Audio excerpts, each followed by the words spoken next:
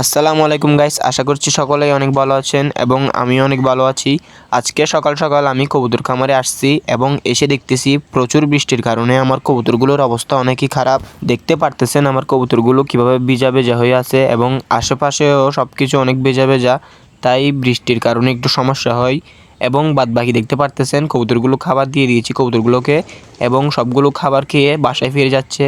কারণ আমাদের খামার এখন গুড নিউজ আছে, কারণ আমাদের সব কবুতরই প্রায় ডিম দিয়ে দিয়েছে। আমি আপনাদেরকে সব কিছু দেখানোর চেষ্টা করব। আজকে গাইস যা করি তাড়াতাড়ি করতে হবে, কারণ আজকের ওয়েদারের কোনো গ্যারেন্টি দেওয়া যাচ্ছে না। কারণ আজকে বৃষ্টি একবার আসতেছে একবার বন্ধ হয়ে যাচ্ছে আর কি।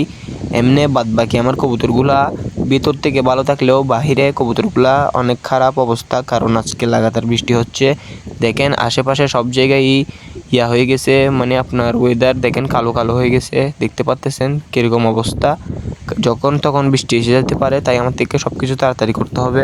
আর এগুলো দেখতেছেন খাবার খাচ্ছে এবং অনেক কবুতর খাবার রেখে চলে গেছে, কারণ সব কবুতরই যেহেতু ডিম দিয়ে দিয়েছে তাই এগুলো বেশিক্ষণ বাইরে থাকতেছে না, সবগুলো চলে যাচ্ছে খোপের ভিতরে। আমি আপনাদেরকে দেখানোর চেষ্টা করব আমাদের কবুতরগুলোর কী অবস্থা। আমি একটু খামারের ভিতরে যাই এবং আপনাদেরকে দেখানোর চেষ্টা করি যে কী অবস্থা হয়েছে আজকে। এবং গাইস গুড নিউজ হচ্ছে আমাদের সকল কবুতরের মধ্যে কিছু কিছু কবুতর ডিম দিয়ে দিছে এবং কিছু কিছু কবুতর ডিম দেওয়ার জন্য প্রস্তুত হচ্ছে। মাশাআল্লাহ, আমরা শুরুতেই যেগুলো দেখতে পাচ্ছি, দেখেন আমাদের এই গরম কবুতরটার কথা তো আপনারা অনেকেই জানেন যারা রেগুলার ভিডিও দেখেন।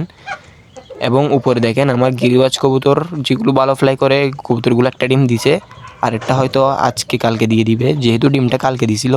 এবং এই প্রথমটি দেখেন, এটি আমাদের ঘরের বাচ্চা, এটি ডিম দিছে, দেখেন দুটি ডিমই দিয়ে দিয়েছে।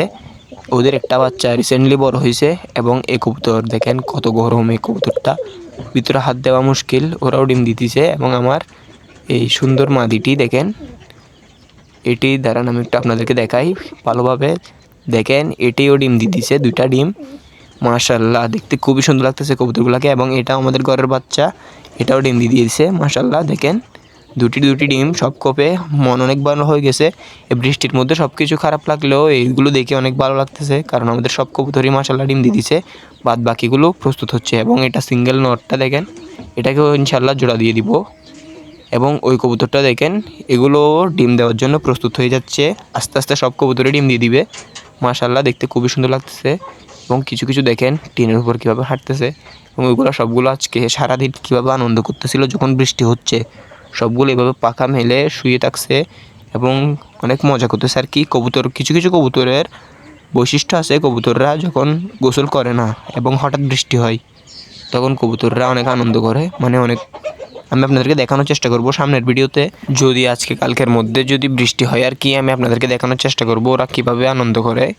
এবং বাদবাকি এই নটটিও দেখেন, আমাদের সিরাজ ক্রস নটটিও অনেক দিন যাবৎ সিঙ্গেল, তাই আমরা চেষ্টা করব সামনে কিছুদিনের মধ্যেই এটা এবং আমাদের খামারে যত সিঙ্গেল কবুতর আছে সবগুলোর জন্যই মাদি নিয়ে আসার জন্য।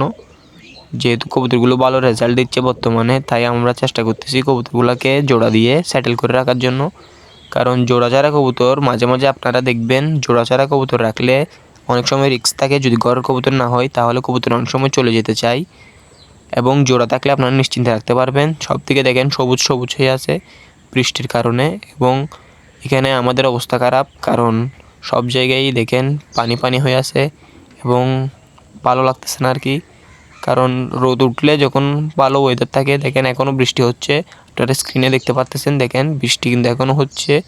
এবং কবুতরগুলো এখনও এখানে দেখেন পানি কোথা থেকে খাইতেছে। দেখেন আমার কবুতরগুলো ভালো জায়গায় পানি দিব, ওগুলো খাবে না, কিন্তু এরকম ময়লা জায়গায় যেগুলো পানি জমা হয় এগুলো থেকে খাই। কবুতরদের কথা আর কী বা বলবো। এবং এই বৃষ্টির মধ্যে আপনারা সকলেই আপনাদের পোষা প্রাণীদেরকে ভালোভাবে যত্ন নেবেন, কারণ বৃষ্টি এবং শীতকাল এই দুটি কালে সাধারণত পোষা প্রাণীদের বেশি সমস্যা হয়।